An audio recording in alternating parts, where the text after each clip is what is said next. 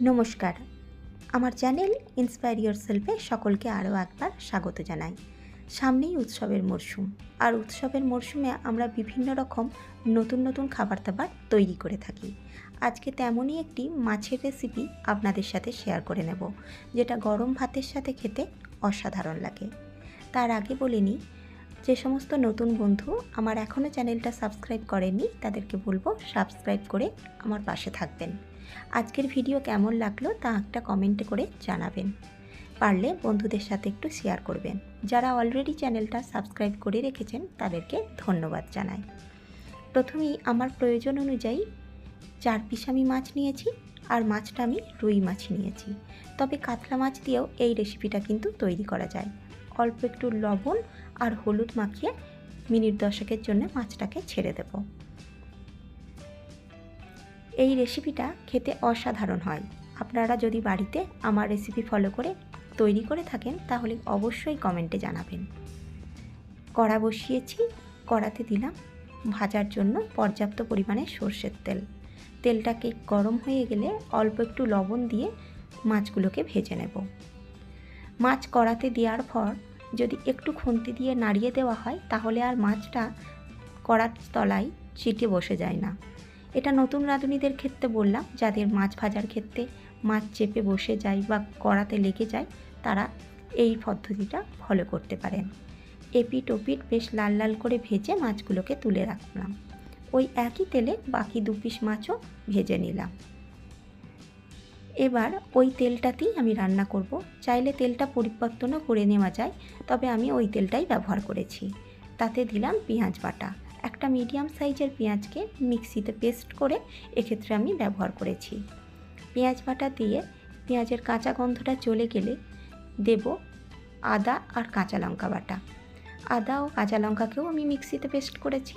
আজকের পুরো রান্নাটাই বাটা মশলা দিয়েই করব, কোনোরূপ কুচানো মশলার ব্যবহার আমি করিনি।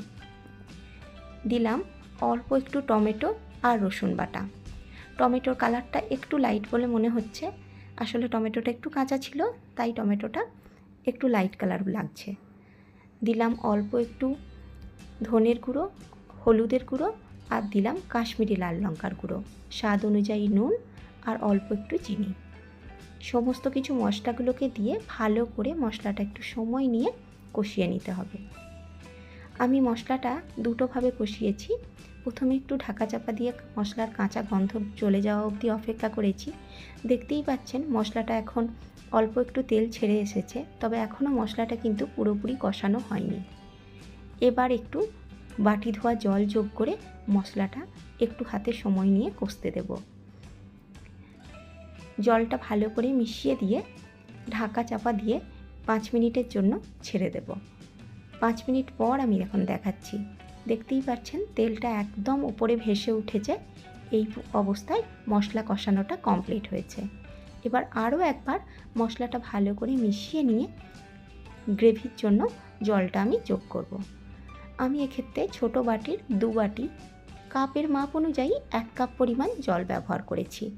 4 পিস মাছের জন্য আমার এই পরিমাণ জলটাই ঠিক বলে মনে হয়েছে, তবে আপনি যেরকম প্রয়োজন বোধ করবেন ততটাই জল ব্যবহার করবেন।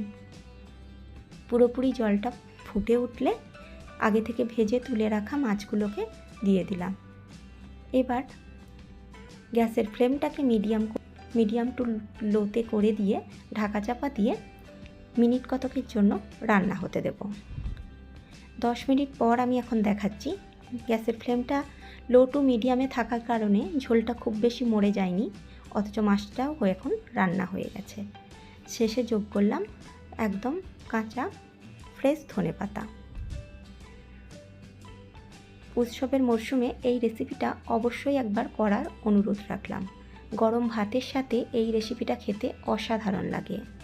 বিয়েবাড়িতে এই ধরনের মাছের গ্রেভি বা মাছের রসা তৈরি করা হয়ে থাকে।